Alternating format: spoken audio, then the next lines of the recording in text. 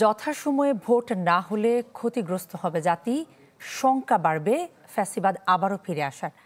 জাতীয় প্রেস ক্লাবে এক অনুষ্ঠানে কথা বলেছেন বিএনপির মহাসচিব মির্জা ফখরুল ইসলাম আলমগীর।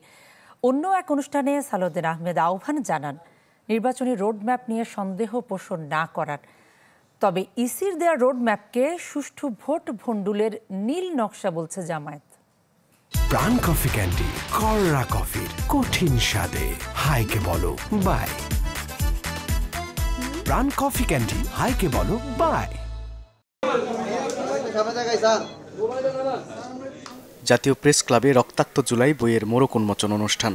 এতে যোগ দেন বিএনপি মহাসচিব মির্জা ফখরুল ইসলাম আলমগীর। বলেন, রাজনীতিতে ভিন্নমত ও চিন্তা থাকবে, তবে বর্তমান রাজনৈতিক পরিবেশের কারণে জনগণ বিভ্রান্তিতে পড়েছে। নির্বাচন নিয়ে দেখা দিয়েছে শঙ্কা ও হতাশা। অভিযোগ করেন দেশে উগ্রপন্থার রাজনীতি প্রতিষ্ঠার অপচেষ্টার ষড়যন্ত্র চলছে।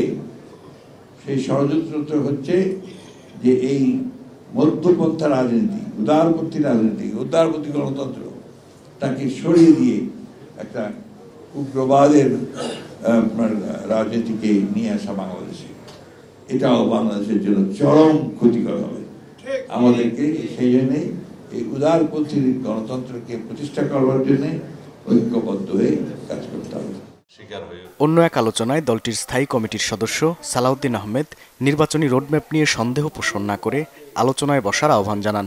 আমরা তর্ক করছি, বিতর্ক করছি, সংস্কারের জন্য আলাপ আলোচনা করছি, কিন্তু নির্বাচনকে নিয়ে যেন দুই একটা পক্ষ ধোঁয়াশা সৃষ্টি করছে। ভোটাধিকার প্রতিষ্ঠার জন্য যখন একটা রাস্তা সুগম হয়েছে, এই রাস্তায় যেন আমরা কোনো কাঁটা না বিছাই, এই আহ্বান সকল রাজনৈতিক দলের কাছে রাখবো। এদিকে কুমিল্লায় এক সমাবেশে জামায়াতের নায়েবে আমির সৈয়দ আব্দুল্লাহ মোহাম্মদ তাহের বলেছেন, প্রধান উপদেষ্টা প্রতিশ্রুতি ভঙ্গ করে নির্বাচনী রোডম্যাপ ঘোষণা করেছেন। নির্বাচনী রোডম্যাপকে সুষ্ঠু ভোট ভণ্ডুলের নীল নকশা বলেও দাবি করেন তিনি।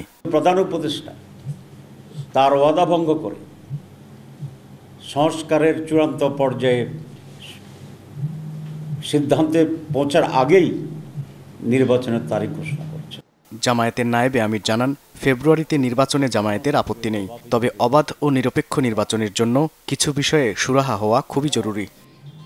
মাহবুবুর রহমান, চ্যানেল 24, ঢাকা।